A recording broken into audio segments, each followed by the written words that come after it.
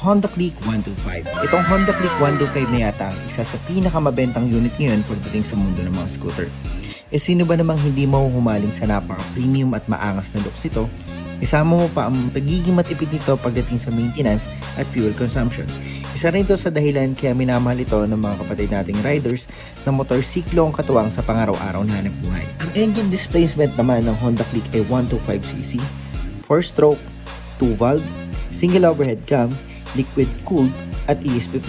At meron itong max power na kaya mag-produce ng 8.2 kW at 8,500 RPM, max torque na 10.8 Nm at 5,000 RPM. Meron din itong 5.5 liters fuel capacity, kaya saktong-sakto sa mga long ride at araw-araw na panghahanap buhay. Masasabi kong napakatipid nito sa gasolina dahil ang average fuel consumption nito ay 50 kilometers per liter, pero minsan mas tipid pa depende sa throttle habit natin. Isa pa sa maganda sa Honda Click ay equip ito ng combi brake system kung saan kapag na-engage ang left lever brake nito ay gagana ang combi brake system nito kung saan 70% sa rear at 30% sa front ng sabay.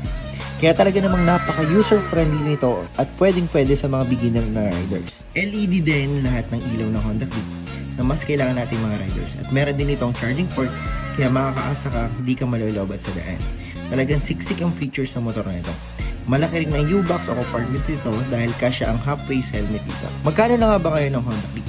Nagkakahalaga ang Honda Click ng 82,850 in cash at kung gusto mo mag-avail in installment, kailangan mo mag-down payment ng 5,900 at magkakaroon ka ng 8,615 monthly payment for 1 year, 5,388 for 2 years, at 4,312 na monthly payment for 3 years. So para sa iba pang detalye, maaari kayo mag-message sa any New Nemer branch o mag-suggest sa pinakamalapit na New Nemer branch sa inyong lugar.